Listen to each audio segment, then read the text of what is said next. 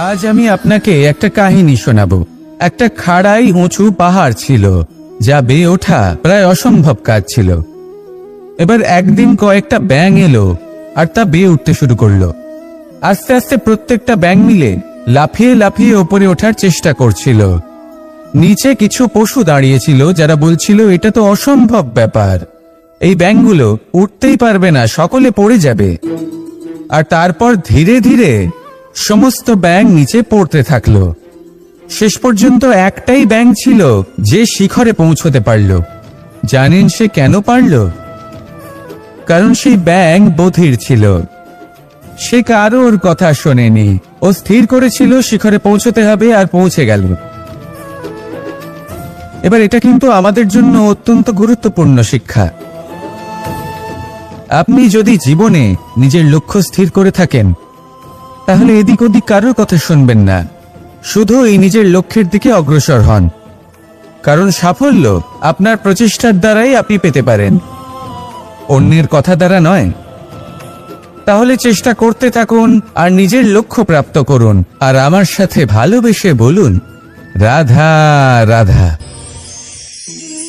জীবনে এমন অনেক মানুষ আপনি দেখে থাকবেন যারা শুধু অভিযোগ নিয়ে বসে থাকেন যে জীবনে তাই হয়ে চলেছে যা এতদিন হয়ে আসছিল।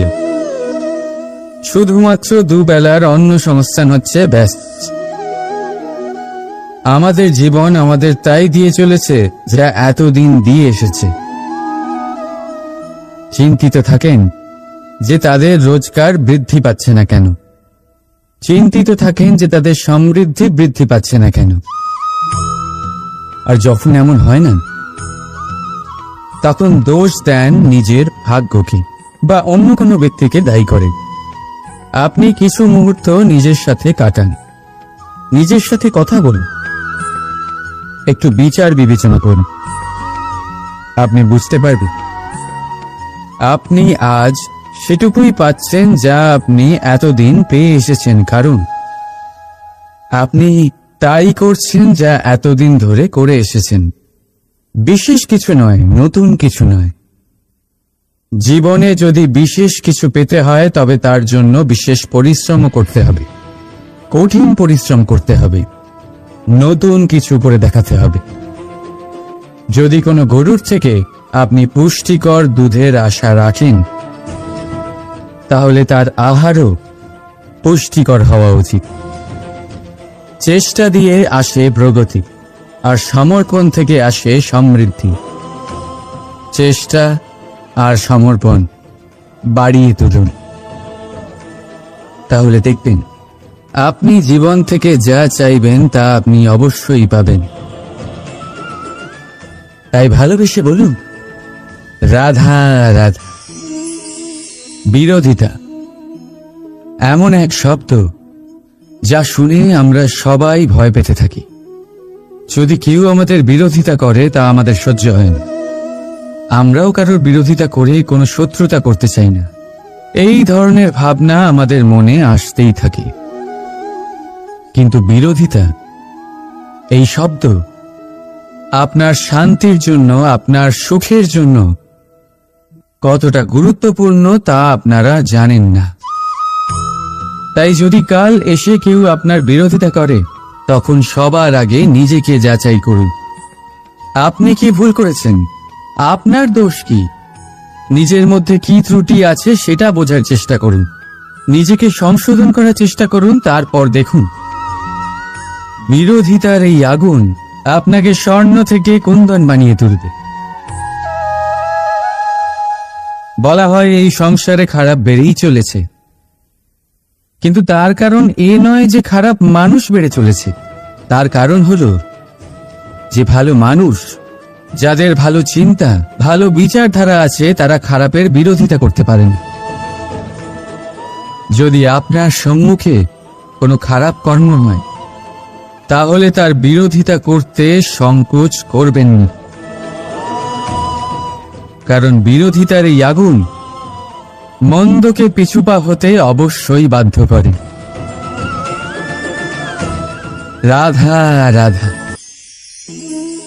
জীবনে আপনি এরকম মানুষও দেখবেন যারা এটা বলে, ভাবে, নিজেকেও বলে যে উনি সেই এমন ব্যক্তি যার মতো আমি হতে চাই।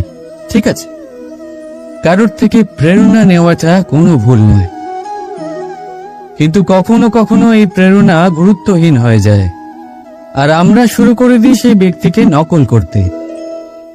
এখানেই থেমে যায় আমাদের উন্নতি। এবারে দেখুন, সংসারে শত কোটি রঙের ফুল আছে, কিন্তু তারা কখনো একে অপরকে নকল করে না। নকল করে না তাদের রং, নকল করে না তাদের সুগন্ধ। তাহলে আমরা করি কেন? প্রতিটা ব্যক্তির মধ্যে কোনো না কোনো প্রতিভা অবশ্যই থাকে, যা ফুটিয়ে তোলার সঠিক সময়ও আমাদের কাছে থাকে।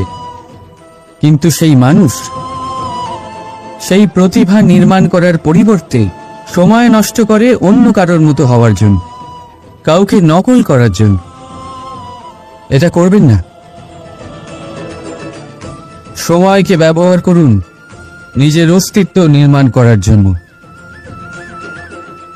কারণ কারোর ছায়া হওয়ার থেকে ভালো আপনি কারোর জন্য প্রেরণা হয়ে উঠুন। রাধা রাধা। আপনি কখনো পাখিদের দেখেছেন? যেভাবে মানুষ তার সন্তানকে জন্ম দেয়, পাখিরাও সন্তানদের জন্ম দেয়। আর যেই তার সন্তান এই সংসারে প্রবেশ করে, সেই পাখি তাকে আগলে রাখে, তার যত্ন করে, ওর জন্য বাসা বানায়, ওর জন্য দূর কোথাও থেকে খাবার নিয়ে আসে, নিজের ঠোঁট দিয়ে ওর মুখে খাবার খাইয়ে দেয়, সবকিছু করে। কিন্তু একটা কাজ পাখি করে, কিন্তু মানুষ কখনোই করে না। যখন পাখি মনে করে যে তার সন্তান বড় হয়ে গেছে, ওকে এবার ওরা শিখতে হবে, নিজেকেই আত্মরক্ষা শিখতে হবে, নিজের খাবার নিজেই খুঁজে আনতে হবে, তো সেই পাখি তার সন্তানকে বাসা থেকে বের করে দেয়। তারপর সেই পাখির সন্তান নিজে উড়তে শেখে, আত্মরক্ষা করতে শেখে এবং আস্তে আস্তে সে আত্মনির্ভর হয়ে ওঠে। কিন্তু মানুষ কি তার সন্তানের সাথে এটাই করে? কখনোই নয়। মানুষ তার সন্তানকে নিজের সাথে বেঁধে রাখে, সব সময় তার লালন পালনের, তার দেখাশোনার ব্যবস্থা করে রাখে, আর এটাই ভাবেন যে আমি হলাম ওর পালনকর্তা, ওর খেয়াল রাখা তো আমার কর্তব্য। কিন্তু না, এই কাজ করতে করতে উনি আস্তে আস্তে নিজেরই সন্তানের শত্রু হয়ে ওঠেন, তার বিকাশের শত্রু হয়ে ওঠেন। তাই যখন সন্তান বড় হবে তখন অবশ্যই ভালোবাসুন, কিন্তু পাখির মতো কঠোর হওয়াও প্রয়োজনীয়, তবেই তার বিকাশ হবে। ওকে নিজের কষ্ট নিজেকেই সহ্য করতে দিন, শিখতে দিন জীবনের অনুভূতি কেমন, তবেই তার বিকাশ হবে। নয়তো সেই সন্তান আজীবন আপনার জন্য বোঝা হয়ে থাকবে, আর আপনি তার বিকাশের পথে আজীবন বাধা হয়ে থাকবেন। আর আমার মনে হয় না আপনি সেটা চাইবেন, তাই তো? আসুন আমার সাথে ভালোবেসে বলুন রাধা রাধা। আমাদের মনে সবসময় একটা প্রশ্ন এসেই থাকে, এই জীবন যা কিনা ঈশ্বর আমাদের দিয়েছেন, একটা জীবন, ঈশ্বর এক আত্মা দিয়েছেন পৃথিবীতে বাঁচার জন্য। যতদূর আমরা জানি আমাদের কাছে একটাই জীবন রয়েছে। আমরা ভাবি এই জীবন গুছিয়ে কিভাবে রাখা যায়। প্রত্যেক মানুষ ভাবেন যে আমি কি করি যাতে এই জীবনকে গুছিয়ে রাখা যায়, কিরকম কর্ম করব, কিরকম পুণ্য করব, কি ধরনের শাস্ত্র পড়ব যাতে আমি সেই জ্ঞান অর্জন করি যাতে জীবনটা সুন্দর করে তুলতে পারি। আমাদের সমগ্র জীবন কেটে যায় এই প্রশ্নের উত্তর খুঁজতে, সেই শাস্ত্র অধ্যয়ন করতে। এমন অনেক মানুষ তাও বুঝতে পারেন না। আসুন আজ আমি আপনাকে একটা সহজ কথা বলি, যার দ্বারা আপনি নিজের জীবন সুন্দর করবেন। জীবন, জিহ্বা, এদের দুজনেরই হলো একটাই রাশি। জিহ্বা অর্থাৎ আপনার কথা, এই কথাকে সংযত রাখুন, একে সুন্দর করে তুলুন, মধুর কথা বলুন, যতটা সম্ভব একে নিয়ন্ত্রণে রাখুন। আপনার জীবন সুন্দর হয়ে উঠবে। কারণ এই শব্দ হয় অত্যন্ত শক্তিশালী। এটা হলো এমন এক বন্ধন যা আপনার সামনের মানুষকে আপনার ব্যক্তিত্বের সাথে জুড়ে দিতে পারে। তাই এই শব্দ সংযত রাখুন, একে সুন্দর করে তুলুন। আপনার জীবন আপনা থেকেই সুন্দর হয়ে উঠবে। আর আসুন, এই মধুর সুন্দর অনুভূতি দিয়ে বলুন, রাধা রাধা। কস্তুরী তাকে ধারণ করে যে হরিণ তার নাভিতে থাকে, কিন্তু সেই হরিণ ওই কস্তুরীর সুগন্ধ নিয়ে তা পাওয়ার জন্য এদিক ওদিক ছুটে বেড়াতে থাকে। সেই হরিণ এই কস্তুরী অবশ্যই পেতে পারে যদি সে নিজের ভেতরে উঁকি মেরে দেখে। এবারে দেখুন, সুর বাঁশির মধ্যেই থাকে, শুধু প্রয়োজন তাকে খুঁজে বার করার চেষ্টা, অবিরাম চেষ্টা। ঠিক এরকমই হয় আমাদের শক্তি, যা আমাদের ভিতরে লুকিয়ে আছে। ভাবুন, যখন পরমাত্মা আমাদের ভেতরেই আছেন, তখন তাকে আমরা বাইরে খুঁজব কেন? আমরা নিজেদের অন্তরে তখনই দেখি যখন অপরের থেকে সাহায্যের সমস্ত আশাই শেষ হয়ে যায়। তাই জীবনে কেউ সাহায্য করবে এই আশা করে বসে থাকবেন না, নিজেই নিজেকে সাহায্য করুন। রণক্ষেত্রে আপনি ভালো সারথি পেতেই পারেন, কিন্তু জীবনের এই যাত্রাপথে আপনাকেই নিজের সারথি হতে হবে। রাধা রাধা। কৌতুক অর্থাৎ হাসি, এটা জীবনে কতটা গুরুত্বপূর্ণ। আমরা সর্বদাই হাসতে চাই, আমরা সর্বদা অন্যের মুখে এই হাসি দেখতে চাই। কিন্তু এই কৌতুক অনেক প্রকারের হয়। আর এই কৌতুকের ভিত্তি কি, সেটাও খুব গুরুত্বপূর্ণ। কৌতুক কেবল তখনই পাবেন যখন তা শুদ্ধ মন থেকে আসবে। কৌতুক তখনই পাবেন যখন তার সামনের জনকেও হাসিয়ে তার কষ্ট হরণ করবে, আর অপমানিত ব্যক্তির মন তিক্ত হয়ে থাকে। তাই মনে রাখবেন যে এই কৌতুক যেন কৌতুকই থাকে, তা উপহাস বা কটাক্ষ না হয়ে যায়। রাধা রাধা। মানুষ এই শব্দের সূচনা হয় মন থেকে, আর সেই জন্যই হয়তো আমাদের এই মন এতটা গুরুত্বপূর্ণ। এবারে দেখুন না, আমাদের মনই সবকিছু চালনা করে। মনই সেই যে কল্পনা করে, মনই সেই যা কল্পনাকে বাস্তবে পরিণত করার জন্য পরিশ্রম করতে আমাদের প্রেরণা যোগায়। মনই সেই যা লোভের জালে জড়িয়ে পড়ে। মনই সেই যা অভিমানের পর্দা দিয়ে ঢেকে যায়। আর এই মনই সেই যা আপনাকে বিনাশের দিকে টেনে নিয়ে যেতে পারে। কিন্তু যদি তা পরোপকার করার ইন্ধন পায়, তাহলে এমন কোনো মহান কাজ নেই যা আপনি করতে পারবেন না। কিন্তু এই মন কি? এটা বোঝানো যায় দুটো শব্দের মাধ্যমে, দুটো সহজ শব্দ। প্রথম, একজন কুশল সেবক। দ্বিতীয়, একজন সংকট প্রবণ মালিক। যদি আপনার এই মন আপনার নিয়ন্ত্রণে থাকে, তাহলে সে হলো আপনার সেবক। তাই আপনার অস্তিত্ব আছে। কিন্তু যদি আপনার মন আপনার কর্মের উপরে নিয়ন্ত্রণ করে, তাহলে এই মন আপনার মালিক,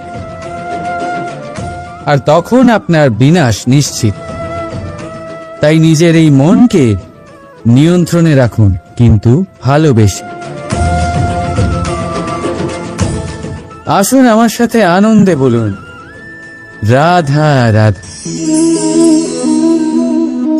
এই সূচ দেখতে পাচ্ছেন আপনি?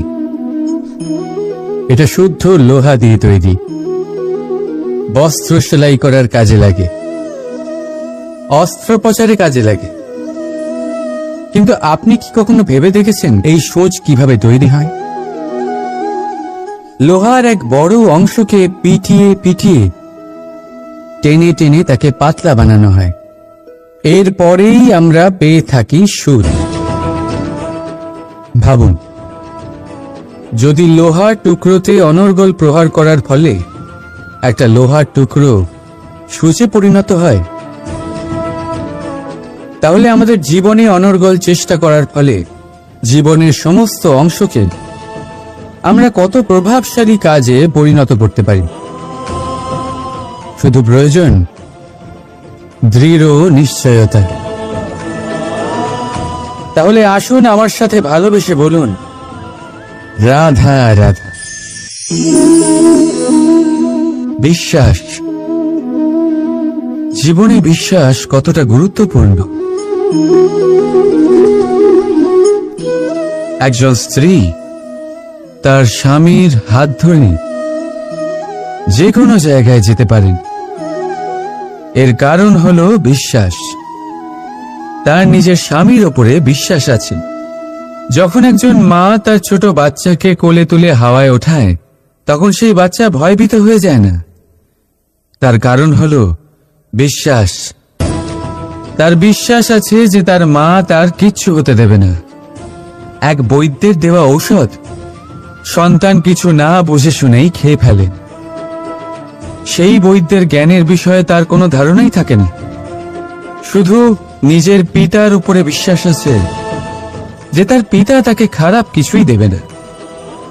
যখন এই সংসারের প্রতিটা বন্ধন বিশ্বাসের উপরে দাঁড়িয়ে আছে, তাহলে কেন এই বিশ্বাসকে আমরা জীবনে আনতে পারি না? আপনি নিজেই দেখুন, এই বিশ্বাস নিজের জীবনে এনে দেখুন, সবকিছু আরো সুন্দর হয়ে যাবে। তাই ভালোবেসে বলুন, রাধা রাধা। বড় বড় রাজমহলের বড় বড় ইমারতের চূড়া কত সুন্দর হয়, কিন্তু আপনি কি কখনো এই বিষয়ে ভেবেছেন যে এই সুন্দর চূড়ায় পৌঁছতে গেলে আপনাকে পৃথিবীতে পাপ ফেলতেই হবে? সেই সুন্দর চূড়ায় পৌঁছে দীপ্তি পাওয়ার জন্য আপনাকে একটা কঠিন পথ অবলম্বন করতেই হবে। যদি আপনি কোনো কঠিন পথে না গিয়ে এই পৃথিবীর সাহায্য ছাড়াই শুধু উচ্চতার দিকে অগ্রসর হতে থাকেন, তাহলে সর্বদা অসফল হবেন। সেই জন্য নিজের স্বপ্ন পূরণের এই যাত্রাতে নিজের পথ কখনোই হারাবেন না, নিজের পথ থেকে সরবেন না। যদি এমন করেন, তাহলে তো আপনার স্বপ্ন পূরণ হবেই না, তার সাথে আপনি নিজের পথও হারাবেন। রাধা রাধা।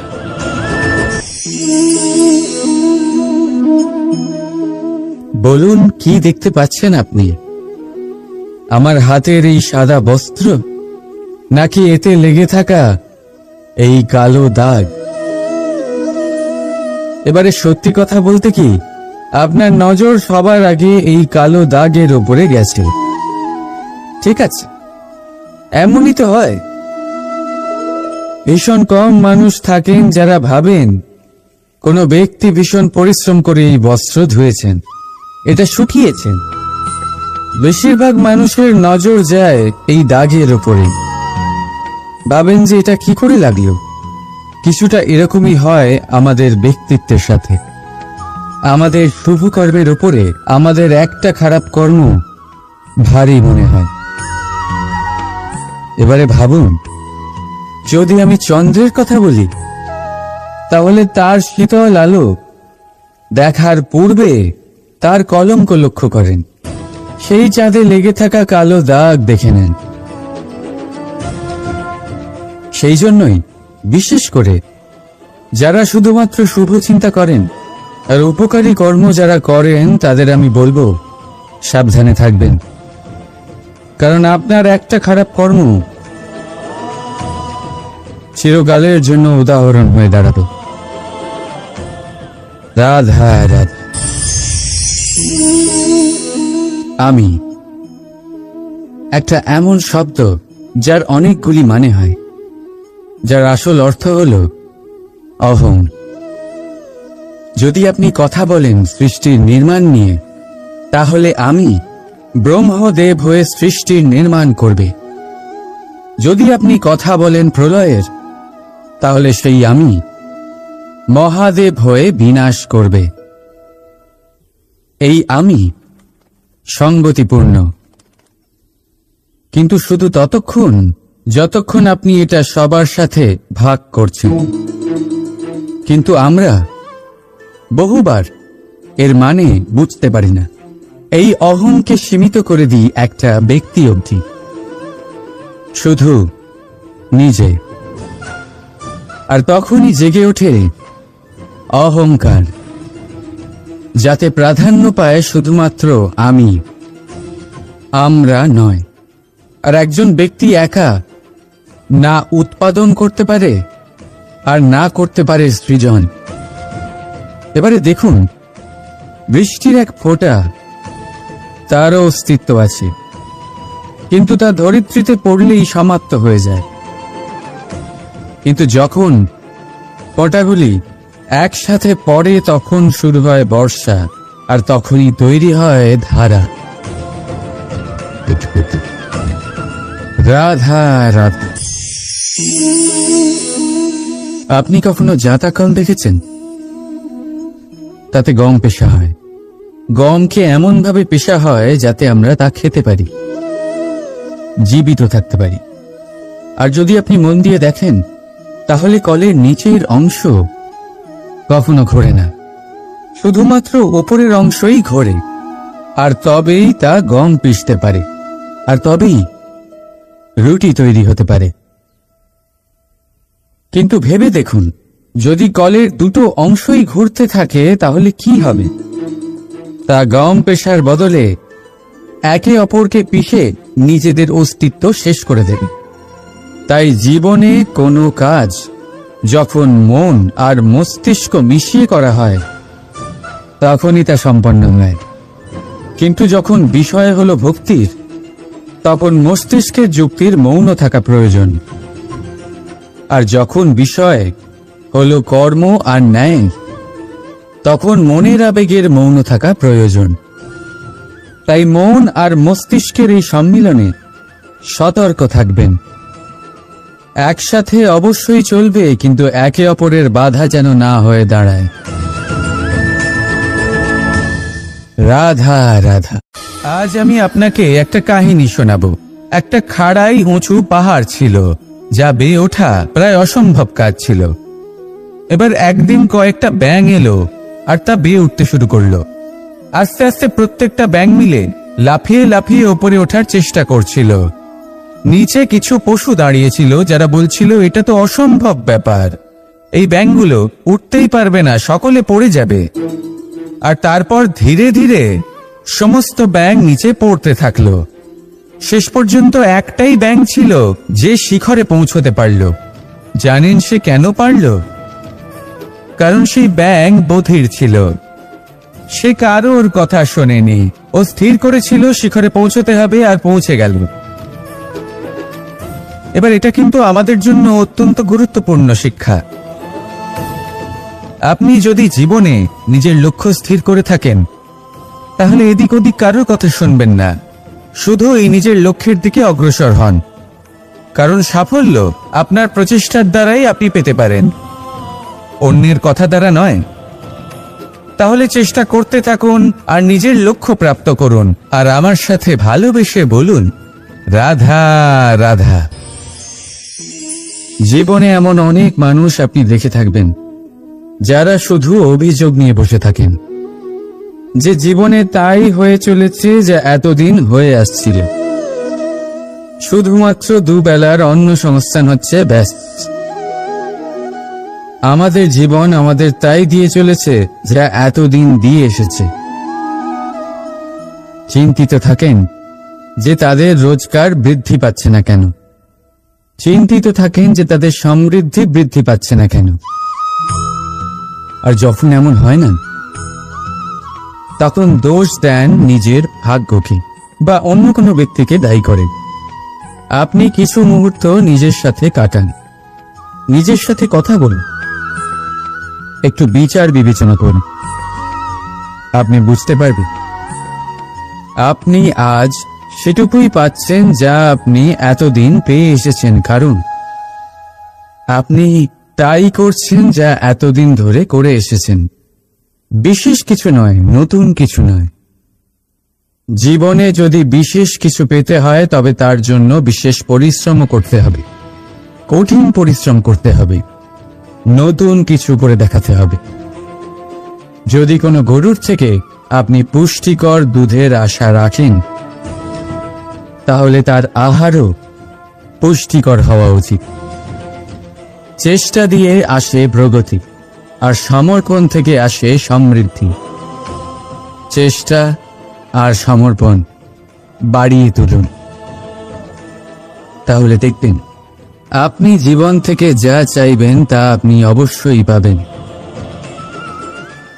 তাই ভালোবেসে বলুন, রাধা রাধা। বিরোধিতা এমন এক শব্দ যা শুনে আমরা সবাই ভয় পেতে থাকি। যদি কেউ আমাদের বিরোধিতা করে তা আমাদের সহ্য হয় না। আমরাও কারোর বিরোধিতা করে কোনো শত্রুতা করতে চাই না। এই ধরনের ভাবনা আমাদের মনে আসতেই থাকে। কিন্তু বিরোধিতা, এই শব্দ আপনার শান্তির জন্য, আপনার সুখের জন্য কতটা গুরুত্বপূর্ণ তা আপনারা জানেন না। তাই যদি কাল এসে কেউ আপনার বিরোধিতা করে, তখন সবার আগে নিজেকে যাচাই করুন। আপনি কি ভুল করেছেন? আপনার দোষ কি? নিজের মধ্যে কি ত্রুটি আছে সেটা বোঝার চেষ্টা করুন, নিজেকে সংশোধন করার চেষ্টা করুন। তারপর দেখুন বিরোধিতার এই আগুন আপনাকে স্বর্ণ থেকে কুন্দন বানিয়ে তুলবে। বলা হয় এই সংসারে খারাপ বেড়েই চলেছে, কিন্তু তার কারণ এ নয় যে খারাপ মানুষ বেড়ে চলেছে। তার কারণ হলো যে ভালো মানুষ, যাদের ভালো চিন্তা, ভালো বিচারধারা আছে, তারা খারাপের বিরোধিতা করতে পারে না। যদি আপনার সম্মুখে কোনো খারাপ কর্ম হয়, তাহলে তার বিরোধিতা করতে সংকোচ করবেন না, কারণ বিরোধিতার এই আগুন মন্দকে পিছুপা হতে অবশ্যই বাধ্য করে। রাধা রাধা। জীবনে আপনি এরকম মানুষও দেখবেন যারা এটা বলে, ভাবে, নিজেকেও বলে যে উনি সেই এমন ব্যক্তি যার মতো আমি হতে চাই। ঠিক আছে, কারোর থেকে প্রেরণা নেওয়াটা কোনো ভুল নয়, কিন্তু কখনো কখনো এই প্রেরণা গুরুত্বহীন হয়ে যায়, আর আমরা শুরু করে দিই সেই ব্যক্তিকে নকল করতে। এখানেই থেমে যায় আমাদের উন্নতি। এবারে দেখুন, সংসারে শত কোটি রঙের ফুল আছে, কিন্তু তারা কখনো একে অপরকে নকল করে না। নকল করে না তাদের রং, নকল করে না তাদের সুগন্ধ। তাহলে আমরা করি কেন? প্রতিটা ব্যক্তির মধ্যে কোনো না কোনো প্রতিভা অবশ্যই থাকে, যা ফুটিয়ে তোলার সঠিক সময়ও আমাদের কাছে থাকে। কিন্তু সেই মানুষ সেই প্রতিভা নির্মাণ করার পরিবর্তে সময় নষ্ট করে অন্য কারোর মতো হওয়ার জন্য, কাউকে নকল করার জন্য। এটা করবেন না। সময়কে ব্যবহার করুন নিজের অস্তিত্ব নির্মাণ করার জন্য। কারণ কারোর ছায়া হওয়ার থেকে ভালো আপনি কারোর জন্য প্রেরণা হয়ে উঠুন। রাধা রাধা। আপনি কখনো পাখিদের দেখেছেন? যেভাবে মানুষ তার সন্তানকে জন্ম দেয়, পাখিরাও সন্তানদের জন্ম দেয়। আর যেই তার সন্তান এই সংসারে প্রবেশ করে, সেই পাখি তাকে আগলে রাখে, তার যত্ন করে, ওর জন্য বাসা বানায়, ওর জন্য দূর কোথাও থেকে খাবার নিয়ে আসে, নিজের ঠোঁট দিয়ে ওর মুখে খাবার খাইয়ে দেয়, সবকিছু করে। কিন্তু একটা কাজ পাখি করে, কিন্তু মানুষ কখনোই করে না। যখন পাখি মনে করে যে তার সন্তান বড় হয়ে গেছে, ওকে এবার ওরা শিখতে হবে নিজেকেই আত্মরক্ষা শিখতে হবে, নিজের খাবার নিজেই খুঁজে আনতে হবে, তো সেই পাখি তার সন্তানকে বাসা থেকে বের করে দেয়। তারপর সেই পাখির সন্তান নিজে উড়তে শেখে, আত্মরক্ষা করতে শেখে এবং আস্তে আস্তে সে আত্মনির্ভর হয়ে ওঠে। কিন্তু মানুষ কি তার সন্তানের সাথে এটাই করে? কখনোই নয়। মানুষ তার সন্তানকে নিজের সাথে বেঁধে রাখে, সব সময় তার লালন পালনের, তার দেখাশোনার ব্যবস্থা করে রাখে, আর এটাই ভাবেন যে আমি হলাম ওর পালনকর্তা, ওর খেয়াল রাখা তো আমার কর্তব্য। কিন্তু না, এই কাজ করতে করতে উনি আস্তে আস্তে নিজেরই সন্তানের শত্রু হয়ে ওঠেন, তার বিকাশের শত্রু হয়ে ওঠেন। তাই যখন সন্তান বড় হবে তখন অবশ্যই ভালোবাসুন, কিন্তু পাখির মতো কঠোর হওয়াও প্রয়োজনীয়, তবেই তার বিকাশ হবে। ওকে নিজের কষ্ট নিজেকেই সহ্য করতে দিন, শিখতে দিন জীবনের অনুভূতি কেমন, তবেই তার বিকাশ হবে। নয়তো সেই সন্তান আজীবন আপনার জন্য বোঝা হয়ে থাকবে, আর আপনি তার বিকাশের পথে আজীবন বাধা হয়ে থাকবেন। আর আমার মনে হয় না আপনি সেটা চাইবেন, তাই তো? আসুন আমার সাথে ভালোবেসে বলুন রাধা রাধা। আমাদের মনে সবসময় একটা প্রশ্ন এসেই থাকে, এই জীবন যা কিনা ঈশ্বর আমাদের দিয়েছেন, একটা জীবন, ঈশ্বর এক আত্মা দিয়েছেন পৃথিবীতে বাঁচার জন্য। যতদূর আমরা জানি আমাদের কাছে একটাই জীবন রয়েছে। আমরা ভাবি এই জীবন গুছিয়ে কিভাবে রাখা যায়। প্রত্যেক মানুষ ভাবেন যে আমি কি করি যাতে এই জীবনকে গুছিয়ে রাখা যায়, কিরকম কর্ম করব, কিরকম পুণ্য করব, কি ধরনের শাস্ত্র পড়ব যাতে আমি সেই জ্ঞান অর্জন করি যাতে জীবনটা সুন্দর করে তুলতে পারি। আমাদের সমগ্র জীবন কেটে যায় এই প্রশ্নের উত্তর খুঁজতে, সেই শাস্ত্র অধ্যয়ন করতে। এমন অনেক মানুষ তাও বুঝতে পারেন না। আসুন আজ আমি আপনাকে একটা সহজ কথা বলি, যার দ্বারা আপনি নিজের জীবন সুন্দর করবেন। জীবন, জিহ্বা, এদের দুজনেরই হলো একটাই রাশি।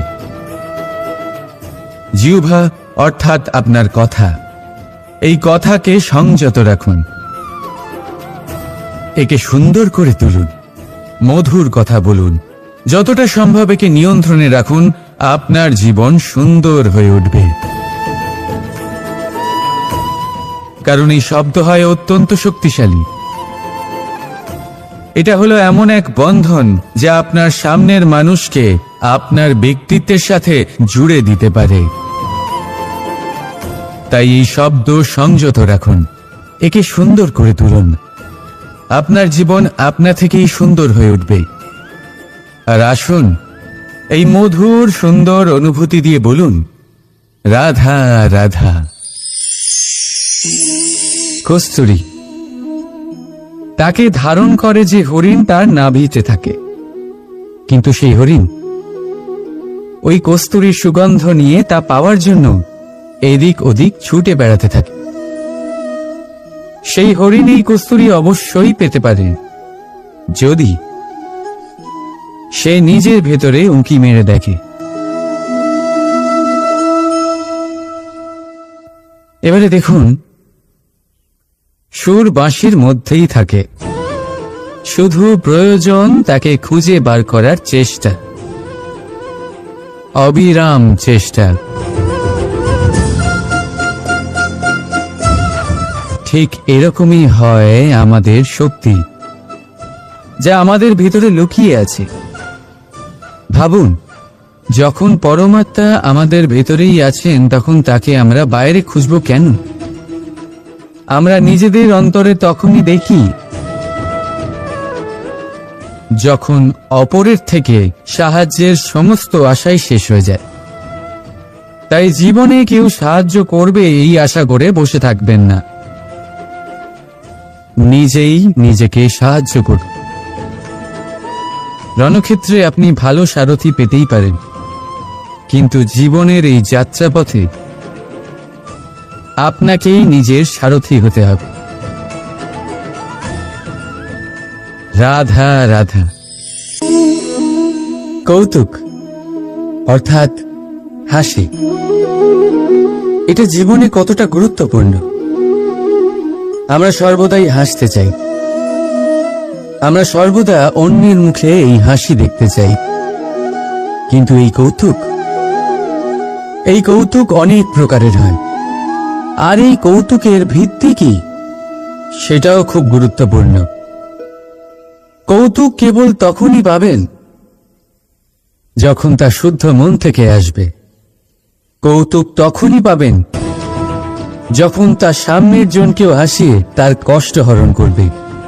এবারে যদি কৌতুক হিংসার থেকে বেরোয়, তখন তা কটাক্ষ হয়ে যায়, সামনের মানুষের মনে আঘাত করে। তারপরে সে তৈরি থাকে যে কখন আপনার উপরে আবার প্রহার করতে পারবে। তাই যদি হাস্য কাউকে ছোট করার জন্য হয়, তা হাস্য নয়, উপহাস হয়ে যায়। আর তা সামনের জনকে আনন্দ নয়, শুধু অপমান দেবে। আর অপমানিত ব্যক্তির মন তিক্ত হয়ে থাকে। তাই মনে রাখবেন যে এই কৌতুক যেন কৌতুকই থাকে, তা উপহাস বা কটাক্ষ না হয়ে যায়। রাধা রাধা। মানুষ এই শব্দের সূচনা হয় মন থেকে, আর সেই জন্যই হয়তো আমাদের এই মন এতটা গুরুত্বপূর্ণ। এবারে দেখুন না, আমাদের মনই সবকিছু চালনা করে। মনই সেই যে কল্পনা করে, মনই সেই যা কল্পনাকে বাস্তবে পরিণত করার জন্য পরিশ্রম করতে আমাদের প্রেরণা যোগায়। মনই সেই যা লোভের জালে জড়িয়ে পড়ে। মনই সেই যা অভিমানের পর্দা দিয়ে ঢেকে যায়। আর এই মনই সেই যা আপনাকে বিনাশের দিকে টেনে নিয়ে যেতে পারে। কিন্তু যদি তা পরোপকার করার ইন্ধন পায়, তাহলে এমন কোনো মহান কাজ নেই যা আপনি করতে পারবেন না। কিন্তু এই মন কি? এটা বোঝানো যায় দুটো শব্দের মাধ্যমে, দুটো সহজ শব্দ। প্রথম, একজন কুশল সেবক। দ্বিতীয়, একজন সংকটপ্রবণ মালিক। যদি আপনার এই মন আপনার নিয়ন্ত্রণে থাকে, তাহলে সে হলো আপনার সেবক। তাই আপনার অস্তিত্ব আছে। কিন্তু যদি আপনার মন আপনার কর্মের উপরে নিয়ন্ত্রণ করে, তাহলে এই মন আপনার মালিক, আর তখন আপনার বিনাশ নিশ্চিত। তাই নিজের এই মনকে নিয়ন্ত্রণে রাখুন, কিন্তু ভালোবেসে। আসুন আমার সাথে আনন্দে